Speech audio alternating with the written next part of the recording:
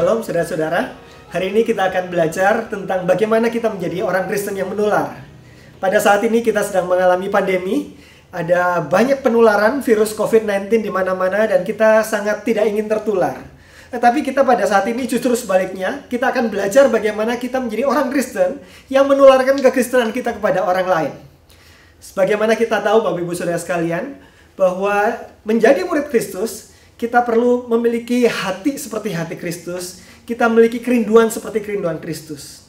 Ketika Kristus hidup dalam dunia ini, Kristus menularkan hidupnya kepada banyak orang. Dan kita akan belajar mengenai hal itu. Mengenai bersaksi, menjadi orang Kristen yang menular adalah satu bagian yang sangat mendasar di dalam kita menjadi murid Kristus. Pemuritan diawali dari ladang misi. Dari orang-orang yang belum percaya, kemudian mereka dibaptis, kemudian mereka diajar. Dan pemuritan berakhir pada ladang misi ketika orang diutus untuk pergi ke segala bangsa menjadikan orang lain murid Kristus. Untuk itu ketika kita belajar tentang pemuritan, mau tidak mau satu keharusan bahwa kita harus belajar bagaimana membuat hidup kita bisa menular kepada orang lain, bersaksi kepada orang lain. Untuk itu kita perlu belajar bagaimana menjadi orang Kristen yang menular.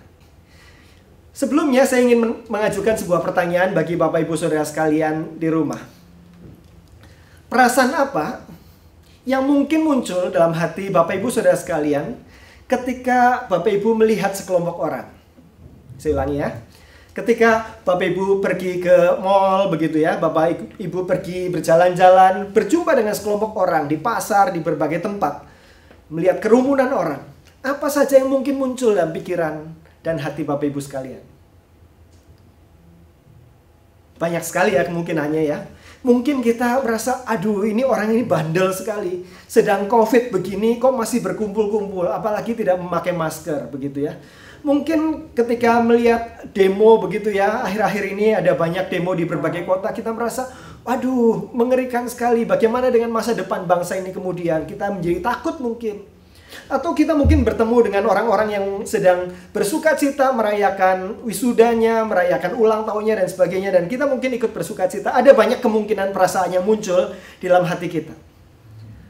Tetapi mari kita lanjutkan. Kalau Tuhan Yesus berada dalam situasi berjalan di tempat kita berjalan, melihat orang yang kita lihat, kira-kira apa yang muncul di dalam hati Tuhan Yesus? Perasaan apa yang muncul dalam hati Tuhan ketika melihat orang banyak? Kira-kira bagaimana Bapak Ibu Saudara sekalian? Kita akan melihat satu bagian firman Tuhan yang menceritakan tentang apa yang ada dalam hati Tuhan Yesus ketika berjumpa dengan orang banyak. Matius pasal 9 ayat 35 sampai 38, demikian firman Tuhan. Demikianlah Yesus berkeliling ke semua kota dan desa. Ia mengajar dalam rumah-rumah ibadat dan memberitakan Injil Kerajaan Sorga serta melenyapkan penyakit dan kelemahan. Jadi Bapak Ibu Saudara sekalian, Tuhan Yesus di dalam pelayanannya, dia pergi ke kota-kota dan desa-desa, pasti dia berjumpa dengan banyak orang. Dan itulah yang Tuhan jumpai, melihat orang banyak. Dan ketika Tuhan Yesus berjumpa dengan mereka, ada yang bersuka cita, ada yang berduka cita, dan Tuhan Yesus melayani mereka. Nah, ketika Tuhan Yesus melihat orang banyak itu, ayat berikutnya mengatakan, tergeraklah hati Yesus oleh belas kasihan kepada mereka. Jadi kita mendapat jawaban dari pertanyaan kita tadi. Ketika Tuhan Yesus melihat orang banyak, di antara segala mungkin perasaan yang mungkin muncul dalam hati Tuhan Yesus, hati Tuhan Yesus digerakkan oleh satu hal, yaitu belas kasihan. Dan ini sangat mencolok sehingga murid-muridnya saat itu kemudian mengingat peristiwa itu dan menuliskannya. Matius menuliskan hati Yesus digerakkan oleh belas kasihan ketika dia berjumpa dengan orang banyak. Permisi tanya, kapan hati Bapak Ibu Saudara sekalian ketika melihat orang banyak, bukan sekedar diliputi dengan ketakutan atau kejengkelan atau perasaan-perasaan yang lain, tetapi hati kita dipenuhi dengan belas kasihan kepada mereka. Kenapa hati Tuhan Yesus dipenuhi oleh belas kasihan ketika dia melihat orang banyak? Mari kita perhatikan ayat selanjutnya. Ada dua penjelasan minimal di dalam ayat ini. Dikatakan, karena mereka lelah dan terlantar, seperti domba yang tidak bergembala. Itu alasan pertama. Alasan yang kedua adalah, maka katanya kepada murid-muridnya, tuaian memang banyak, tetapi pekerjanya sedikit. Ada dua perumpamaan yang Tuhan Yesus pakai untuk menggambarkan kenapa hatinya digerakkan oleh belas kasihan. Yang pertama adalah Ketika melihat orang banyak, mereka itu seperti domba-domba yang terlantar, yang lelah, dan tidak ada gembalanya. Bapak Ibu Saudara sekalian, apa yang akan terjadi pada domba yang tanpa gembala? Jangan pikirkan itu terjadi di perbukitan, di lereng-lereng gunung di Indonesia, di mana rumput ada di mana-mana. Ketika kita berjumpa dengan kalimat seperti domba yang tidak bergembala, mari kita bayangkan itu kondisinya di Palestina pada zaman Tuhan Yesus, di mana ada banyak padang gurun, tempat yang terik dan panas, ada kerikil-kerikil lepas di situ. Ada beberapa prospek dari domba yang tidak bergembala. Pertama, kalau domba tidak bergembala, dia akan kesulitan mencari tempat makan dan minum di dalam musim-musim tertentu. Domba bukan binatang yang pintar yang bisa mencari tempat makan dan minumnya sendiri.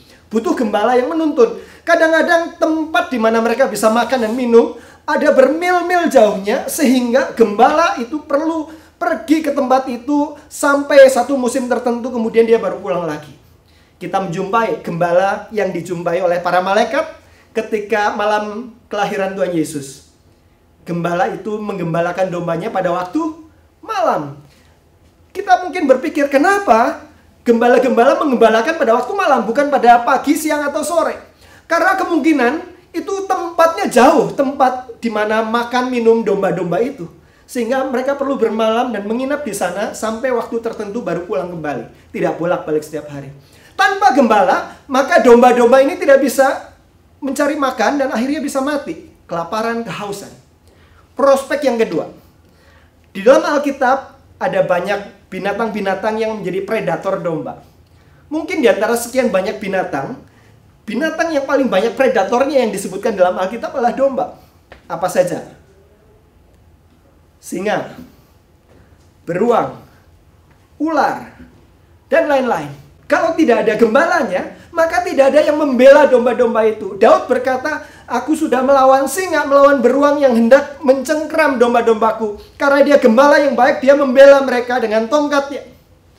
Bapak Ibu Saudara sekalian, kalau tidak ada gembala, apa yang akan terjadi pada domba-domba ini? Akan dimakan binatang buas.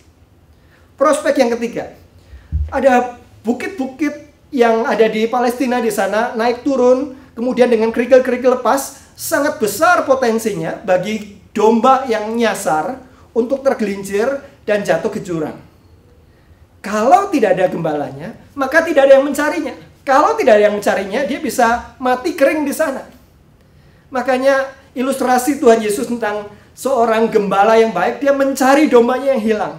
Kemudian bersuka cita ketika menemukannya. Bayangkan kalau kita hilang dan tidak ada gembala yang mencarinya. Demikian seterusnya. Bapak Ibu Saudara sekalian, di dalam kehidupannya domba-domba tanpa gembala ini akan lelah dan terlantar. Dan cepat atau lambat mereka akan mengalami kebinasaan.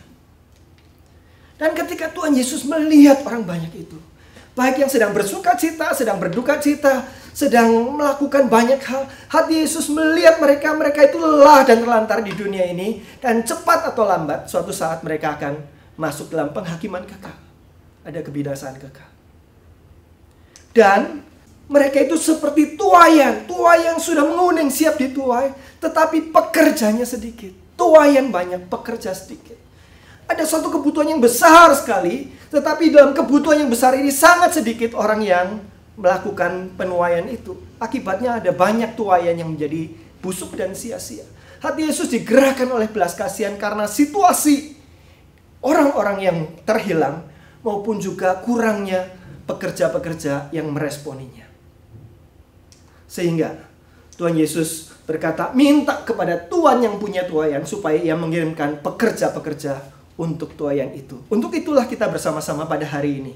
Sebagai orang-orang yang sudah diselamatkan, kita dipanggil bukan hanya menjadi anak Tuhan, tetapi menjadi rekan sekerja Tuhan. Menjadi penuai-penuai yang diperlengkapi untuk mengerjakan tujuan dan rencananya. Mengadopsi hati Tuhan bagi dunia di sekitar kita. Untuk itu kita perlu belajar bagaimana kita menjadi orang-orang yang memberitakan kabar baik. Saudara-saudara sekalian, ada satu pepatah dalam bahasa Arab. Saya tidak bisa bahasa Arabnya, tetapi kira-kira terjemahnya demikian. Kejahatan terbesar di gurun pasir adalah tahu di mana letak mata air, tetapi tidak memberitahu kepada siapapun. Kita tahu di mana letak mata air, Dan itu sangat dibutuhkan di padang pasir. Tetapi meskipun kita tahu kita menutup mulut, tidak ada siapapun yang tahu selain kita. Maka akibatnya banyak yang lelah dan terlantar, kelaparan, dan akhirnya mati karena kita tidak memberitahukannya. Bukankah Bapak Ibu Saudara sekalian, kita punya kabar baik? Kabar baik yang lebih daripada sekedar air di padang gurun. Yang memberikan bukan saja kehidupan di dalam dunia ini bersekutu dengan Tuhan, tetapi dalam kehidupan kekal bersama-sama dengan Allah di sorga. Karena orang mendengar dan meresponi kabar baik itu. Bayangkan kalau kita yang punya kabar baik dan menutup mulut, tidak memberitakan kabar baik itu kepada siapapun. Kita menjadi orang-orang yang sangat jahat. Kejahatan terbesar di padang pasir adalah tahu mata air tetapi tidak memberitahukannya. Kejahatan terbesar di dunia ini adalah tahu bagaimana orang diselamatkan, tetapi tidak memberitahukan kepada siapa-siapa. Dalam sebuah pelatihan lifestyle evangelism, ada satu kutipan yang menggetarkan saya pada waktu itu. Kutipannya berkata demikian: jika manusia diciptakan bagi Tuhan, dan jika manusia dapat selamat secara kekal atau terhilang secara kekal, maka hal terpenting di dunia ini adalah menunjukkan kepada manusia bagaimana cara mereka diselamatkan. Mari kita aplikasikan pada diri kita, Bapak Ibu Saudara sekalian. Kalau kita bisa memiliki semua berkat yang ada di dunia ini, hikmat, kebijaksanaan, kekayaan, kenyamanan dan sebagainya, tetapi kita mati dan masuk neraka, maka semuanya itu tidak berarti. Tuhan Yesus bilang bahwa apa gunanya seorang memperoleh seluruh dunia tetapi kehilangan nyawanya. Kalau kita boleh hanya minta satu berkat saja, kita tahu apa yang kita minta. Bukan kenyamanan, bukan kemewahan, bukan segala sesuatu yang lain, tetapi kita memiliki keselamatan itu. Bukankah sama dengan semua orang di dunia? Dan bukankah kita yang memiliki berita itu? Untuk itu kita perlu belajar bagaimana menyampaikan kabar baik kepada orang lain. Apakah kita meyakini bahwa mengenal Kristus adalah cara terbaik untuk hidup dan cara terbaik untuk mati? Apakah kita meyakini bahwa setiap orang perlu mendapatkan pengampunan, persahabatan, dan kehidupan yang hanya ditawarkan oleh Yesus? Jika kita meyakini hal-hal itu, maka apakah kita sungguh-sungguh berbelas kasihan melihat orang-orang yang terhilang? Bagaimana kita menjadi alat di tangan Tuhan menyampaikan kabar baik? Kita perlu memberitakan Injil. Satu definisi penginjilan yang saya sangat suka adalah definisi yang diberikan oleh David Geisler di dalam bukunya Conversational Evangelism. Definisinya sangat sederhana. Dia berkata bahwa penginjilan adalah setiap langkah, setiap hal yang kita lakukan kepada orang lain untuk membawa orang yang belum percaya ini satu langkah lebih dekat kepada Kristus. Di dalam kehidupan kita berjumpa dengan banyak orang. Dan di dalam perjumpaan itu, kita punya seluruh kesempatan untuk membawa mereka satu langkah lebih dekat kepada Kristus. Banyak orang merasa bahwa saya tidak bisa melakukan penginjilan. Saya tidak tahu bagaimana caranya dan sebagainya. Tetapi melalui definisi ini, kita bisa pikirkan, selalu saja ada sesuatu yang bisa kita lakukan untuk membawa mereka satu langkah lebih dekat kepada Kristus. Karena prinsip penginjilan yang akan kita pelajari pada hari ini, prinsipnya adalah pertama, penginjilan meliputi serangkaian peristiwa yang membawa seseorang datang kepada Kristus. Jadi bukan hanya satu peristiwa saja. Dan mungkin dalam rangkaian peristiwa itu kita terlibat di dalamnya. Nah, ada skala yang dibuat oleh seorang ahli marketing. Dia juga seorang yang belajar firman Tuhan. Dia melihat bahwa untuk seseorang sampai menerima Kristus sebagai Tuhan dan Juru Selamat pribadi itu melalui proses yang tidak serta-merta. Jadi disebut sebagai skala Engel sesuai dengan penulisnya. Ada langkah demi langkah dari orang yang hostile terhadap Injil, orang yang membenci kabar baik, kemudian mulai terbuka dan seterusnya sampai ketika dia mendengar kabar baik dan menerimanya, itu ada langkah-langkahnya. Dan itu biasanya bukan karena satu peristiwa saja, tetapi satu rangkaian peristiwa. Saya beri contoh Bapak Ibu Saudara sekalian. Kalau Bapak Ibu misalnya malam-malam keluar atau sore begitu ya, lagi lapar sekali perutnya, kemudian ada penjual bakpao begitu ya. Bapak Ibu ketemu dengan penjual bakpao itu dan beli bakpao yang ujung sana, bakpao yang nomor 1 di ujung sana. Kemudian kita beli, makan. Rasanya kok belum kenyang ya. Kita beli bakpao yang nomor 2 yang sebelahnya, makan lagi.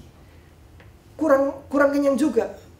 Beli bakpao yang ketiga, demikian seterusnya sampai bakpao ke-7 ya, Bapak Ibu makan 7 bakpao.